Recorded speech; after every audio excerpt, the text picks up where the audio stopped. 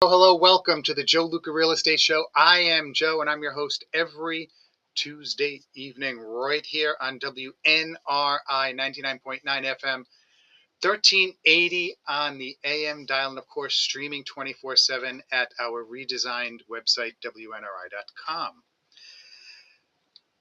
I work at a company called Remax Preferred. I'm also president of the Providence chapter of the National Association of Hispanic Real Estate Professionals, affectionately known as NAREP, and I created the Rhode Island Homeowner Insider. And as always, I'm grateful that you've chosen to spend part of your Tuesday evening with me. If you've been listening to the show for the years, excuse me, this show has always had one mission, and that is to educate, to educate you, the consumer, not to sell you anything. My goal is not to convince anyone to buy a house this month or sell one next month. My goal is to give you the information that you need so that whenever you make a real estate decision, it's one that you can feel confident about. Now, last week we started a new series that I'm calling the Rhode Island Homeowner Playbook. Think of it as a practical guide to home ownership. And each week we're going to be tackling one question that literally thousands of Rhode Islanders are asking Google, YouTube, ChatGPT, and real estate professionals every day. Last week's question was, should I wait for lower mortgage rates? Tonight we're moving into chapter 2, and I think this may be another one of the most important conversations that we have this year. How much house can you really afford? Now, notice, pay attention, I did not say how much house can you qualify for. Those are two very different questions. A lesson that I learned early when I first got into real estate, I assumed the lender's pre-approval amount was basically the answer. If someone was approved for $600,000, then they should shop for a $600,000 house. But after working with buyers for many years, I realized something. A lender evaluates whether you can reasonably repay a loan based on your income, your debts, your assets, and your credit profile. That's their job. Their job is to write loans. But only you know what kind of a life you want to live after the closing. Do you like to travel? Do you want to retire early? Are you paying for tuition? Do you support aging parents or have children with special needs? Would you like to remodel the kitchen in a few years? Or would you sleep better knowing you've got 6, 7, 8, 9 months of expenses in the bank? A lender can't answer those questions. Only you can. Excuse me. The biggest mistake I see that buyers make is it's not buying too soon. It's not waiting too long. It's buying at the absolute top of what they're approved for without considering everything else. So, if you will, imagine this. You're approved for a mortgage payment that fits comfortably within the lender's guidelines. Then life happens. The furnace stops working. Car drops a transmission. Property taxes go up. Insurance premiums go up. One of your kids starts playing hockey or another sport. Another child needs braces. Suddenly, that comfortable payment is not quite comfortable anymore. That's why I encourage buyers to think beyond the monthly mortgage payment. Think about your entire financial picture. This is especially true if you're hoping to have children and one of the parents wants to stay home and you'll only have a one-income family. Home ownership is more than a mortgage. So I want to revisit what it really costs to own a home. Now, of course, you have the mortgage payment, Then there are property taxes. There's homeowners insurance. There's utilities, routine maintenance, snow removal, lawn care. Maybe if you live in a condo or you live where there's a homeowner association, you have those dues. Eventually, you're going to have to replace the roof, put a new water heater in possibly, kitchen appliances, driveway repairs. Now, the thing is, folks, today, when you buy brand new appliances, washer, dryer, refrigerator, dishwasher, stove, oven, don't be surprised if you have to replace your brand new item after 6, 7, 8 years. I see that a lot. So you have to budget that in. If you don't stay on top of driveway maintenance, you're going to need driveway repairs. Trees may need trimming. Decks are going to need staining or repairs.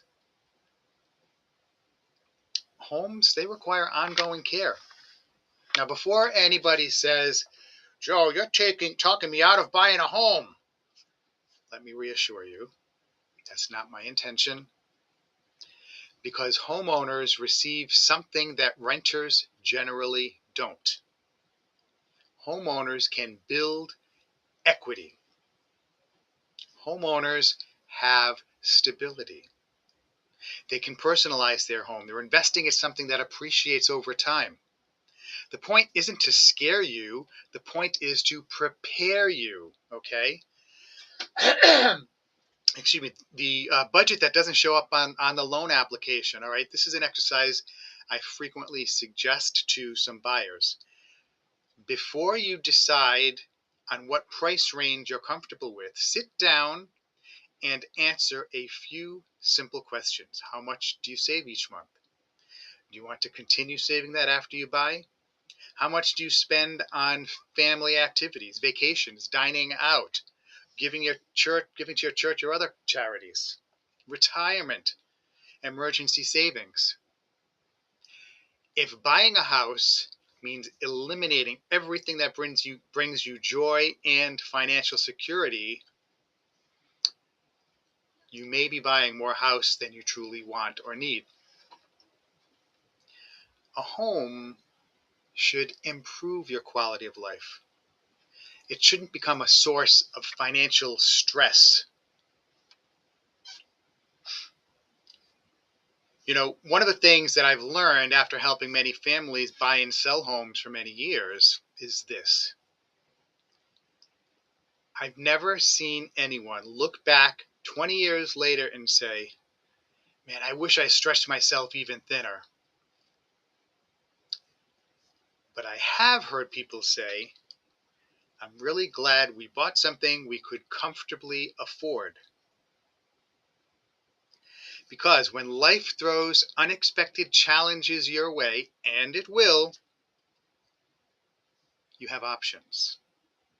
You have breathing room. You have peace of mind. And sometimes peace of mind is worth more than that extra bedroom. So I encourage you, think long term. Think beyond today. Don't buy a home solely because it fits your life this month. Think about where you expect to be in 2, 3, 4, 5, even 10 years from now. Are you planning on starting a family? Will children be leaving the home? Maybe your kids are older. Could you work from home, work remotely? What about your parents, the grandparents? Are they going to need to move in with you? Are you going to have to care for them? Because, folks, real estate is one of the few purchases that we make that can influence our lives for many, many years to come. So the more intentional your decision is, the better experience you're likely to have. Okay? Folks, I'm going to take a break for some sponsor announcements. When we come back, we're going to continue this conversation by looking at one of the biggest myths in real estate. Does buying the most expensive home you can afford automatically make you wealthier? Or is there a smarter strategy for building long-term financial security through real estate? We're also going to discuss emergency funds, hidden home ownership costs, and why some of the happiest homeowners I've ever worked with bought less house than they could actually afford. Folks, if you're just tuning in, I'm Joe Luca, host of the Joe Luca Real Estate Show, and we are here every Tuesday evening. And I want to now thank our sponsor, netinyhomes.com. Excuse me. Hey, if you've ever thought about adding a rental unit, an in-law space, or even just a killer home office in your backyard, you've got to check out NE Tiny Homes. They specialize in custom-built ADUs, accessory dwelling units, and tiny homes. And the best part, they can handle the entire process for you. Design, permits, construction, all of it. Whole kit and caboodle. Check them out at netinyhomes.com. This is one of the smartest ways right now to add value and potentially create income from your property. So please go to netinyhomes.com to get a free estimate, or you can call 401-267-9794, 401-267-9794, and please mention the Joe Luca Real Estate Show when you speak to someone. Sorry, I have a frog in my throat. Now, I want to share something with you now that many homeowners, they don't realize. When you file an insurance claim, the adjuster that they send out, they don't work for you. They work for the insurance company. That, my friends, is why people call or should call Vern Rainville. Vern is a licensed public insurance adjuster, which means he works for you, the property owner, making sure your damage is properly documented, your policy is fully understood, and your claim is negotiated the right way.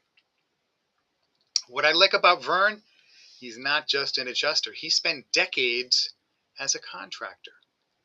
So he knows exactly what it really costs to fix your home.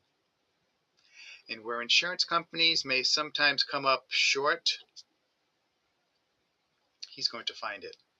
So if you've had property damage, now we've got this crazy rain coming down today, if you have an issue, or if your claim that you've already filed came in a little bit shy of where you thought you should be, give Vern a call. Don't take any chances. Call Vern directly at 484-300-8495. Again, 484-300-8495. All calls are returned within 24 hours. Remember, folks, have someone on your side who knows the system and makes sure that you get what you deserve.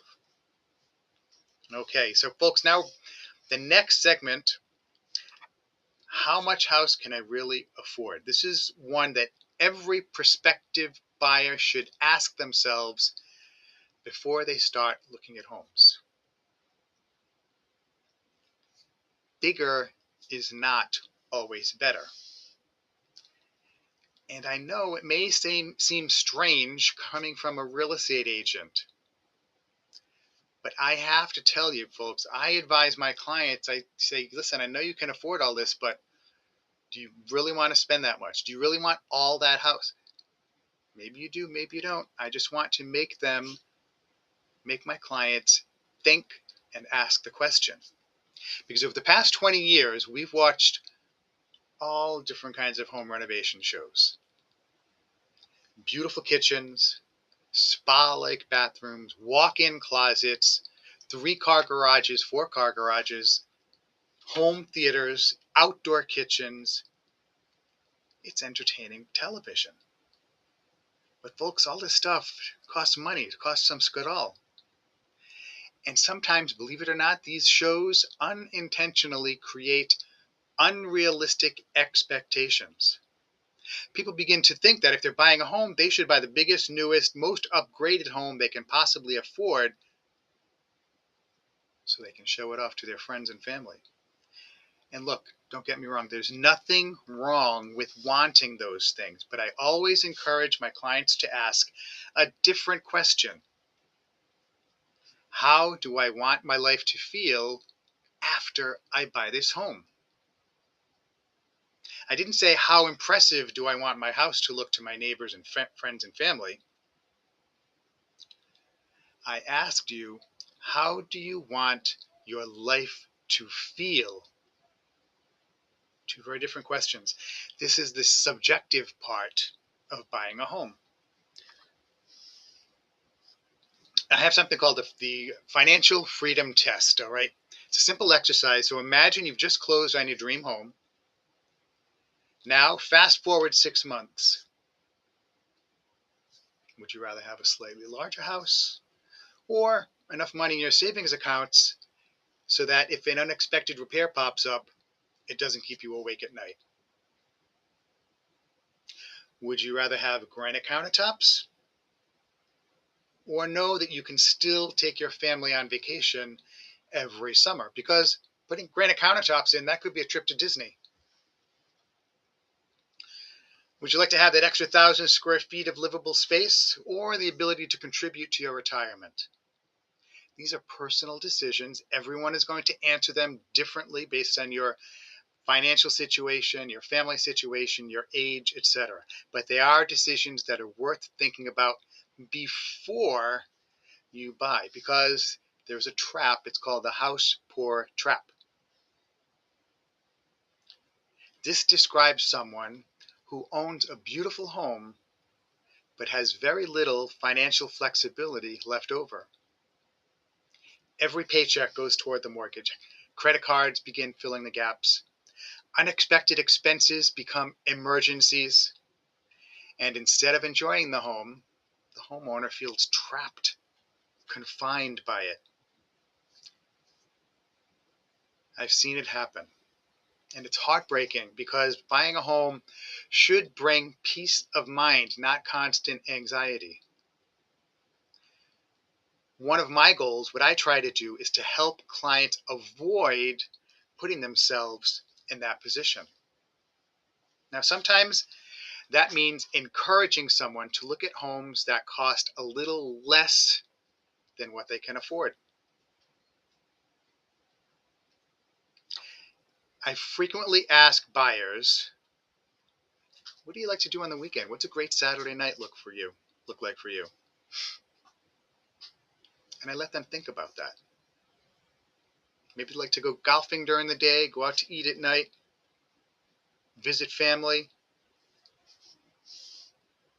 Maybe it's traveling. Maybe you like to take weekend vacations or longer vacations. Maybe you just like to volunteer at your church. Whatever brings you joy, that should not be eliminated by your housing decision. A home is supposed to support your life, not replace it. And folks, the first year of home ownership is often the most expensive. That's why I encourage my home buyers to buy a homeowner warranty. Because there are things that nobody thinks about. The first year of your home, you need to get window coverings, a lawnmower, garden hoses, tools. Your old furniture suddenly looks ratty or too small. You need to do some painting. Of course, you need to change the locks. That should be the first thing you do. Maybe you need a new mailbox, etc., etc., shelving in the garage. And then, you need to get a new stove or a new hot water heater or a new boiler. These things quickly, very quickly add up. And I don't like it when I hear people say, I wish someone had told us to budget for all these little things. That's what I'm trying to do tonight. So one of the things you want to try and do is build a home ownership reserve. Just like a kind of a home maintenance reserve.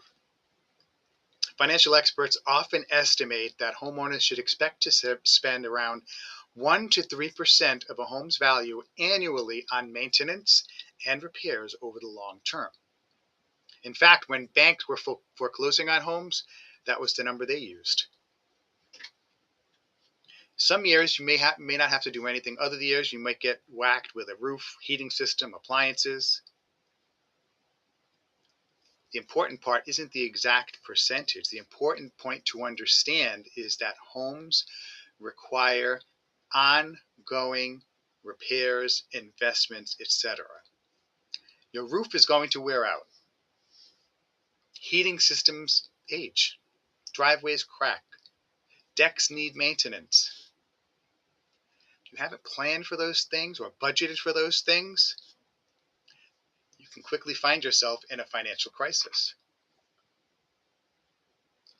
Buy a home for the life you're living now. Someone who buys 4 extra bedrooms for guests who visit once every 3 years. Or they purchase a home for a formal dining room that they never use. Or they choose a home 30 minutes further away because it's bigger, only to discover they now spend much more time commuting and much more money in gas at the end of the year. So ask yourself, how do I live? How do I spend my time? What spaces do I use every day?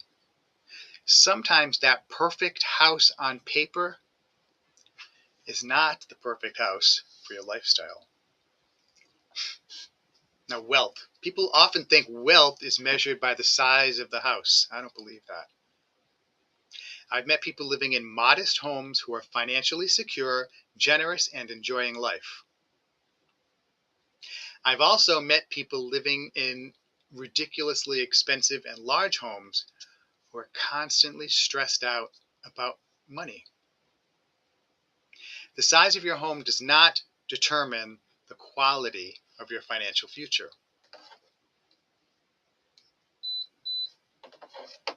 Your financial habits make that determination. Buying wisely, saving consistently, managing debt, thinking long term, those things build wealth.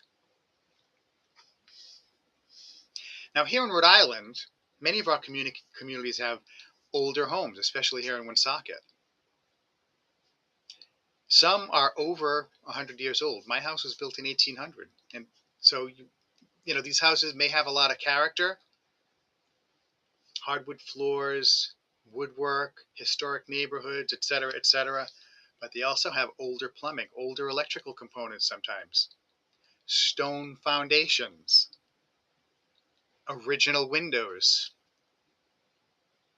Now, these shouldn't necessarily scare you away, but you should definitely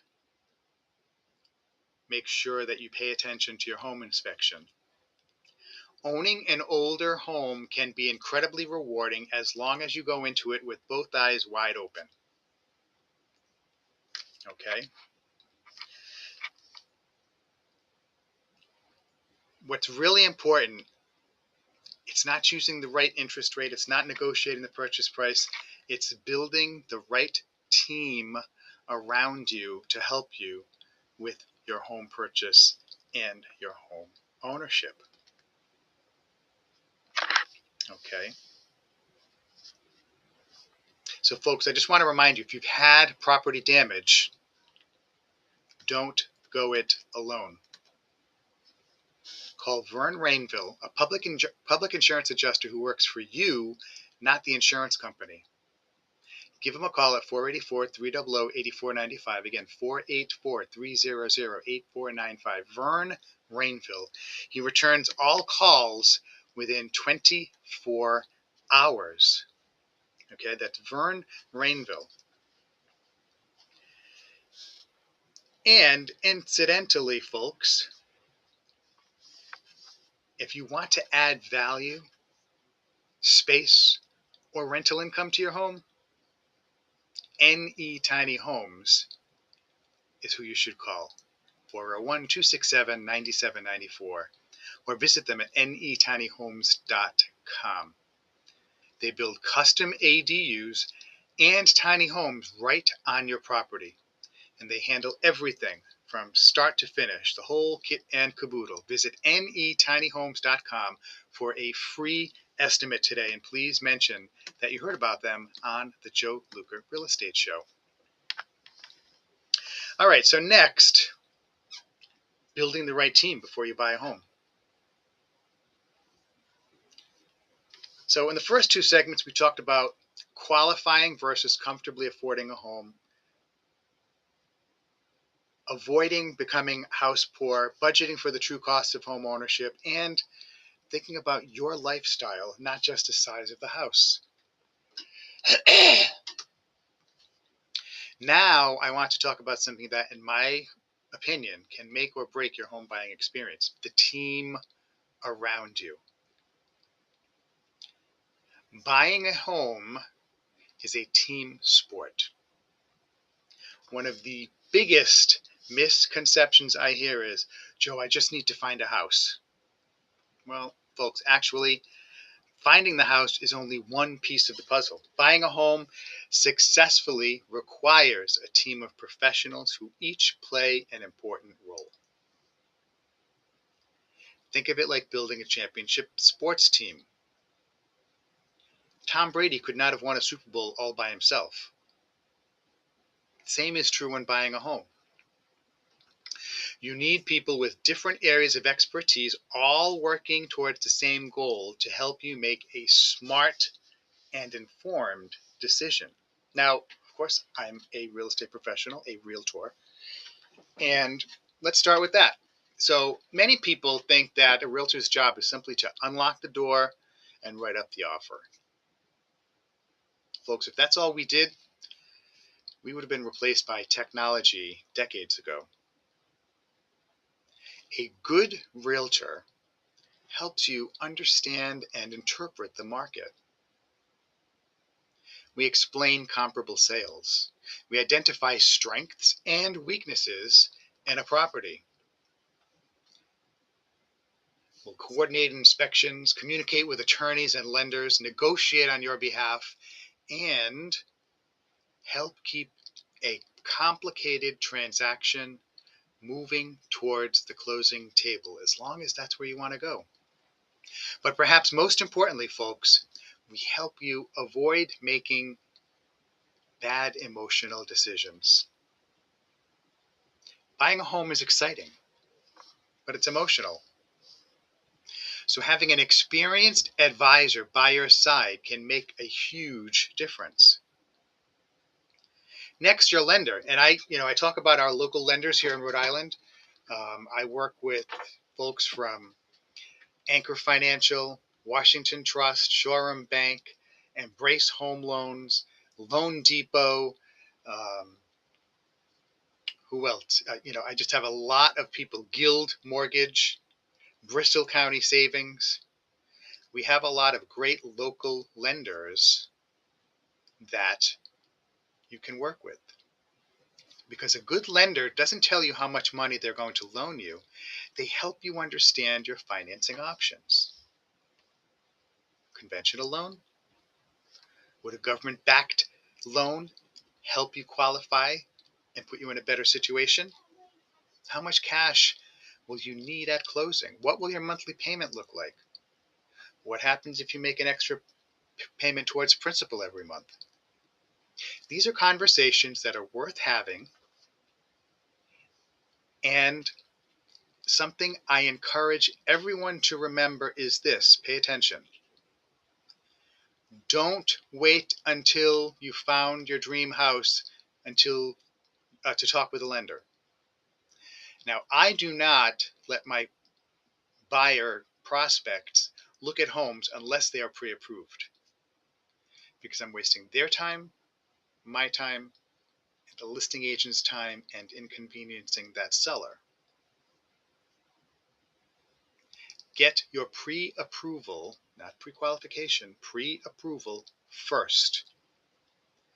Ask your realtor who they would recommend you speak with. That way, when the right home comes along, you're prepared to execute, and execute with confidence.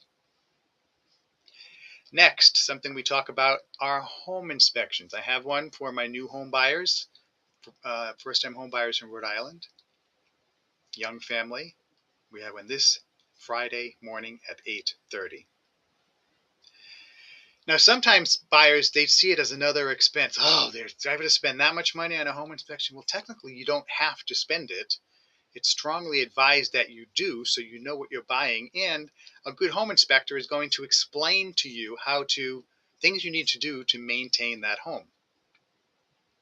Personally, I see it as one of the best investments you can make, because a home inspector is not there to tell you whether to buy the house. They are there to educate you about its condition on that day at that time.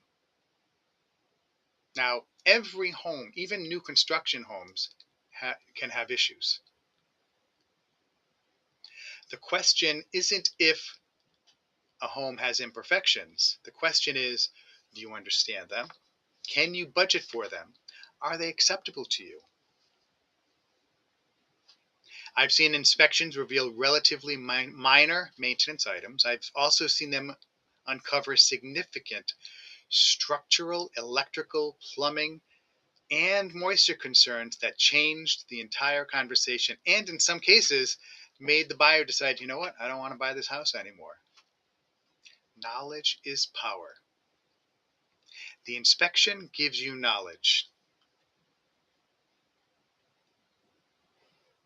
Now, don't overreact to an inspection report. You may have an inspection report and there may be 17 things listed on there, but they could all be small things. And many times we can ask the seller to take care of them. We can negotiate that. So don't panic when you receive your home inspection report. A thorough inspector is going to document everything: loose doorknobs, missing caulking, an outlet that needs to be updated, weeds growing up, on the side of the house. And these minor maintenance items can fill up a lot of space on the report. So the important thing is to understand which items are routine maintenance and minor repairs, and then which are items that deserve closer attention. And that's where your inspector, your realtor, and occasionally specialized contractors can become valuable resources. I've had times where we've had to bring in a structural engineer because there was a crack in the foundation. It doesn't look like anything to me, but Mr. Buyer, I'm not a structural engineer, so let's bring someone in. Now, homeowners insurance. And folks, we're going to have some insurance folks on the show in the near future, so just continue to stay tuned. Too often, buyers think about insurance only a few days before closing. I recommend discussing it much sooner, because insurance premiums can vary, coverage varies, deductibles vary. Now, there are some homes that have characteristics that can influence insurance costs. For example, if you own a home that's 200 years old, your insurance payments are going to be higher. But it isn't only about understanding the total cost of the insurance. You need to understand what the coverage is. Now, another great team member is the closing attorney, closing and title companies. Now, here in Rhode Island, real estate attorneys play a very important role in the closing process. They review legal documents, coordinate title work, prepare for closing, and help ensure that ownership transfers properly. Now, for many buyers, especially for first-time buyers, the closing process can feel overwhelming. So having experienced professionals guiding you through the purchase, the closing, provides confidence and peace of mind.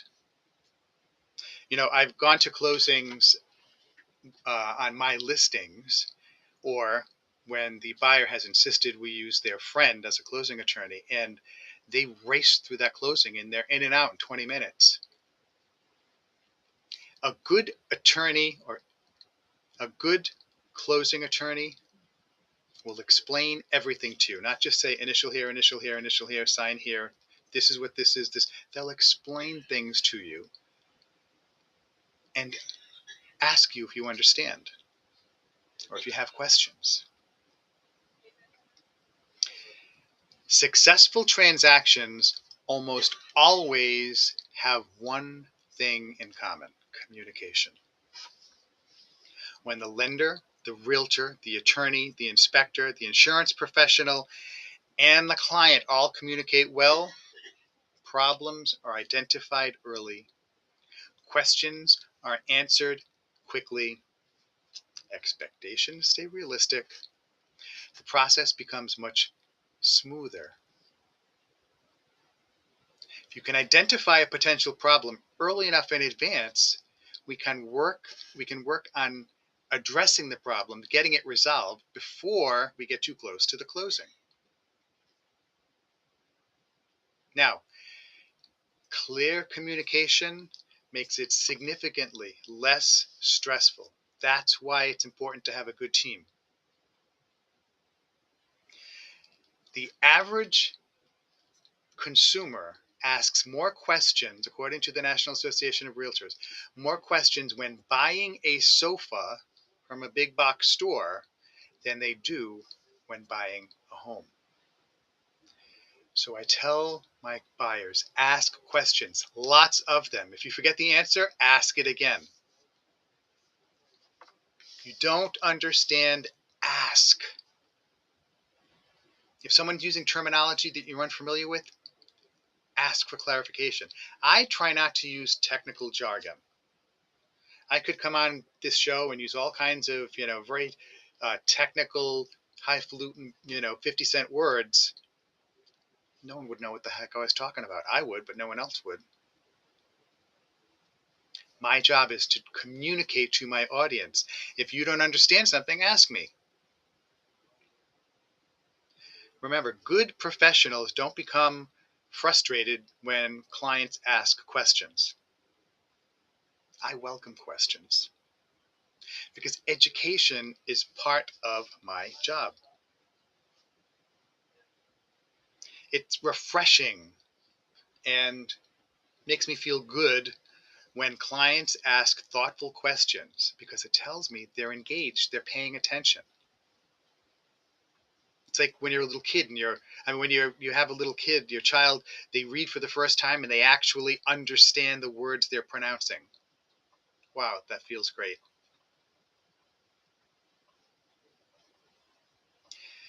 Because folks, real estate, it's not just about transactions.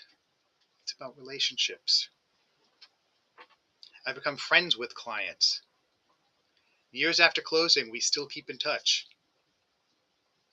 Sometimes it's because they call me up because they're thinking about moving again. Sometimes they're looking for a contractor. Or they have a question about refinancing. Or they just want some advice. Should I spend money here or there? Because I don't want to be the realtor you only hear from when it's time to buy or sell. My goal is to be a trusted resource throughout your entire homeownership journey. That is why I started this radio show 12 years ago, and that is why I'm creating the Rhode Island Homeowner Insider now, because homeownership doesn't end on closing day. That's when the real journey begins.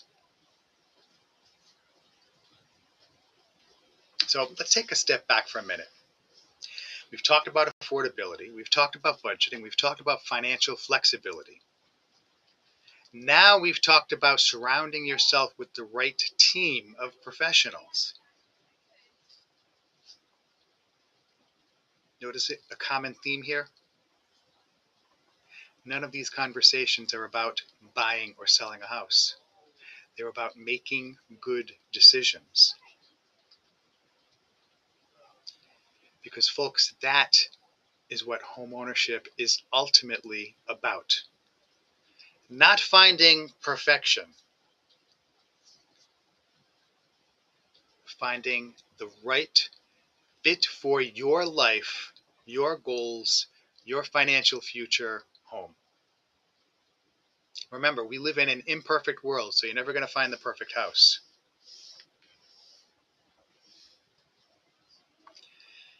All right, now you own your home.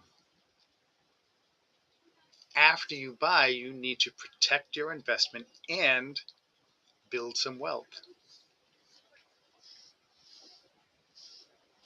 Closing day isn't the end. For many buyers, closing day feels like, we've crossed the finish line. The papers are signed. We have the keys. Pizza gets delivered. They move in. Put all your clothes in your furniture. But in reality, closing day is day one. One of the biggest mindset changes is moving from being a renter to being an owner. When you rent and the furnace stops working, what do? Call up the landlord or the property manager. When you own the home, that's you. So you should stay on top of these things. Doesn't mean you should worry about everything. It means you should be proactive instead of reactive. One of the best habits homeowners can develop is regular maintenance. Because, as my great-grandmother always said, an ounce of prevention is worth a pound of cure. A little preventive maintenance today prevents a much larger repair tomorrow. So one thing you can do is create a simple maintenance calendar. Ask yourself these questions. In the spring, is the roof in good condition? Are the gutters clear? Is water draining away from the foundation? Is the air conditioning ready for summer? In the summer, are the decks and stairs safe? Are the trees trimmed away from the roof? Does part of the lawn need attention? In the fall, you can look at this heating system, get it serviced. Clean the gutters again. Shut off your exterior water spigots from the inside of the house. And check weather stripping around doors and windows. And then in the winter, watch for ice dams. Now, we had ice dam this past winter on my porch. Sometimes there's not much you can do. You just have to suck it up and watch the water drip in and just catch the water. Because it's not safe to go up on the roof in the middle of the winter when the wind's blowing to shovel your roof. So I don't advise that. But watch for ice dams. Pay attention. If you have furnace filters, change them. Check your smoke detectors and carbon monoxide detectors. That's something you should do, I think, twice a year, in the fall and in the spring. If you have pipes that can be exposed to cold weather, check for plumbing issues. Now, are any of these exciting? No. Are any of them complicated? No. They're very simple things that a regular homeowner can do. They can save you thousands of dollars over the life of your home. Okay? And now I want to talk a little bit about equity, because people often think equity happens automatically. And sometimes it does when you pay the mortgage every month. If home values increase, if we're in that kind of a market, your equity will grow. But there are other ways to become more intentional about building equity. If your financial situation allows, make an extra principal payment or throw an extra $50 or $100 towards a payment every month. Small financial decisions like this, made consistently over many years, can produce meaningful long-term results. Something else, and I get questions like this quite a bit. Don't renovate for the next homeowner. People say, Joe, what improvements will give me the highest return? And that's a good question to ask, and I'm glad they ask it. But my answer is usually, how long do you want to stay in the house? If you're going to stay in the house 5, 10, 15 years, you're going to get a different answer than if you're going to be there for 2 or 3. Make improvements that you're going to enjoy if you're going to be living there longer. Too many homeowners renovate for a hypothetical buyer who may not purchase the home for another decade, or they may not value what you're improving, what you're renovating. So if you've always wanted a screened porch and you're going to be living in the house for a while, put in a screened porch. Because not every investment is measured in return on dollars. Some are measured in quality of life. I just encourage everyone to avoid the comparison trap. Social media has made it so easy to compare ourselves with everyone else, or you see these, hardscape guys are building out these beautiful backyard patios around pools and outdoor kitchen. That all looks great. It's wonderful. And you start wondering, am I beginning to fall behind? Don't make that mistake. Financial success is not measured by appearances. It's measured by stability, peace of mind, having choices, sleeping well at night. All right? You want to have a home that becomes more than a place to live, becomes part of the family's history. Children grow up there. Holiday traditions begin there. Graduation photos are taken in front of the house. That's why I believe homeownership remains such an important part of building for the next generation. Not because homes skyrocket in value, but because disciplined homeownership over time has historically helped many families build wealth and stability. Now, here in Rhode Island, we're fortunate to live in many communities that have remarkable character. If it's a colonial in Cumberland, a Victorian on the east side, or in the north end of Woonsocket, a cape in Warwick, a bungalow in Cranston, or a cottage in South County, or a cottage in Newport, but we know those summer cottages aren't really cottages. Taking care of these homes isn't just good for individual homeowners, it strengthens neighborhoods. Strong neighborhoods support strong communities. And strong communities support property values over the long term. And that's something that all of us benefit from. Okay? So, how much house can I really afford? That's an important question. It's about your life. Just because you can qualify for a certain price does not mean you should buy a house at that price. There's absolutely nothing wrong with buying less than your maximum approval. I have home buyers, they're approved for $750,000, and guess what?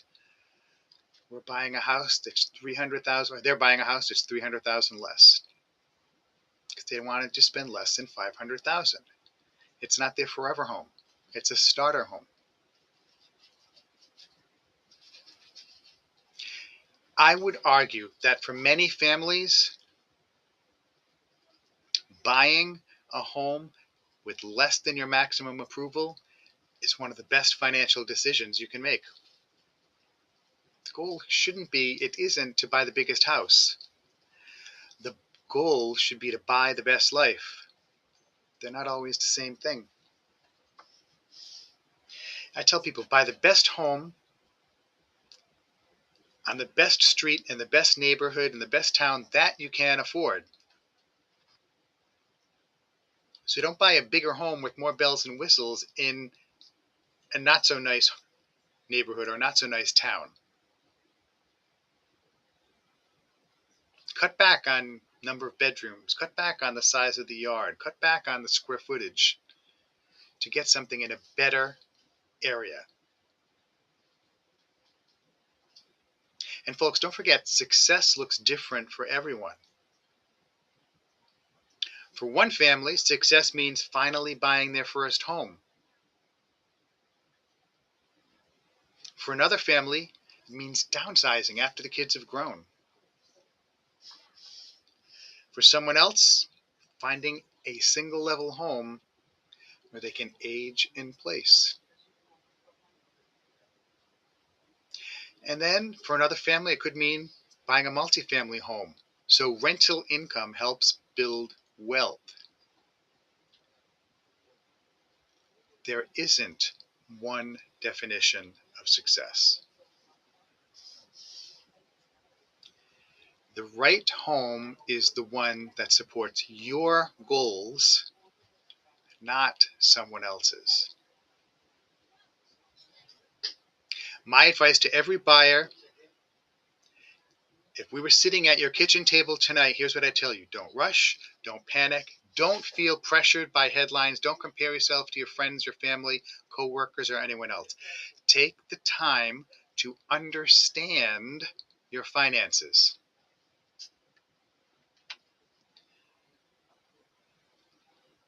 Meet with a trusted lender. Meet with your realtor. Ask questions. Think about where you want your life to be 5 years from now, not just 5 weeks from now. Buying a home is one of the biggest financial decisions you're ever going to make. It deserves thoughtful planning.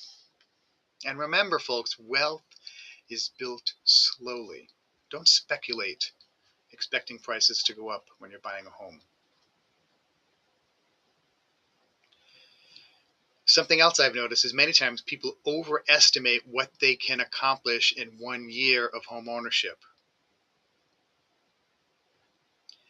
And then they underestimate what they can accomplish in 10. Wealth is not built overnight.